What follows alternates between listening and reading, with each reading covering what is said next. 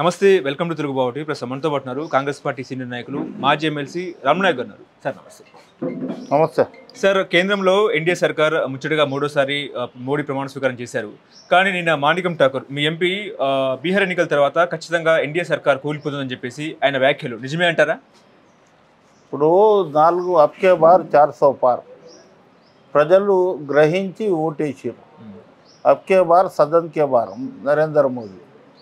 ఆయన చూడండి, ఆయన ప్రధానమంత్రిగా ప్రమాణ స్వీకారం చేసినప్పుడు అసలు ముఖం మీద కలర్ లేదు. రెండవది, మ్యాజిక్ ఫిగర్ సాధించలేకపోయారు. 400 సీట్లు అనేటోళ్ళు దాదాపు 200 సీట్లకే అక్కడనే పరిమితం అయ్యి ఇవాళ మేము ప్రభుత్వంలో ఉంటాం, ఇది ఎన్డీఏ ప్రభుత్వం చాలా రోజులు ఉండదు. మాణిక్ ఠాకరే కాదు, మొత్తం భారతదేశంలో ఉన్న 100 కోట్ల ప్రజల ఇది ఉంది, ఒపీనియన్ ఏముందంటే ఈ ప్రభుత్వం చాలా రోజులు నడవదు, ఈ ప్రభుత్వం తప్పకుండా కుప్పకూలుతుంది. ఓకే, ఖచ్చితంగా కుప్పకూలుతుందా? ఇక ఖచ్చితంగా కాకపోతే ఇంకా ఏమన్నా సగం సగం ఉంటుందా? మంచి మంచి ప్రభుత్వాలే కూల్చేసారు. అంటే ఆయన సంకీర్ణ ప్రభుత్వం ఏర్పాటు చేసుకున్నారు. సంకీర్ణ ప్రభుత్వం నడిపే శక్తి మోదీకి ఉందని మీరు భావిస్తున్నారా? సంకీర్ణ ప్రభుత్వం మోదీకి కనుక ఉంటే పివి నరసింహారావు అనుకుంటున్నాం ఆయనకు. ఈయన అహంకారి. ఇవాళ ఆర్ఎస్ఎస్లు మోహన్ భగత్ ఇవాళ ఒక స్టేట్మెంట్ ఇచ్చింది, మీరు చూడండి, ఈనాడులోనూ జ్యోతిలో చూసిన ఎంత వాళ్లకు అగ్రెసివ్ ఉంది. ఎప్పుడు భారతీయ జనతా పార్టీకి ఆర్ఎస్ఎస్ వెన్నముక్క లేక ఉంటుంది.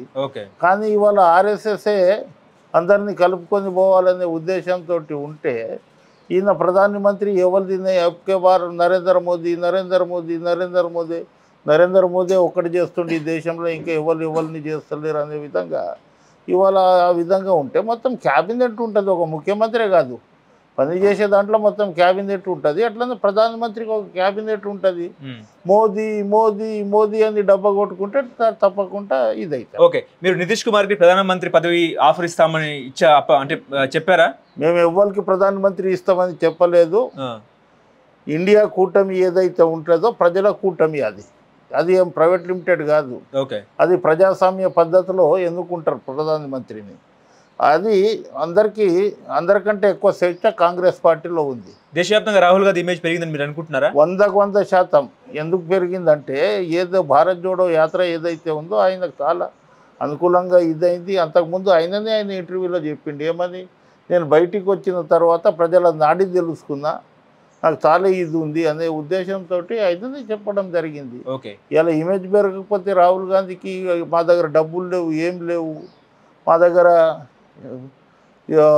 మీడియా లేదు, ఎలక్ట్రానిక్ మీడియా లేదు, ప్రింట్ మీడియా లేదు, ఒక్క సైడ్ మొత్తుకున్నారు కదా.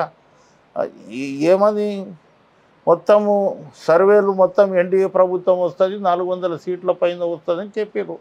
మళ్ళీ ఏమైనాయి సర్వేలు? ఎక్కడ పోయింది?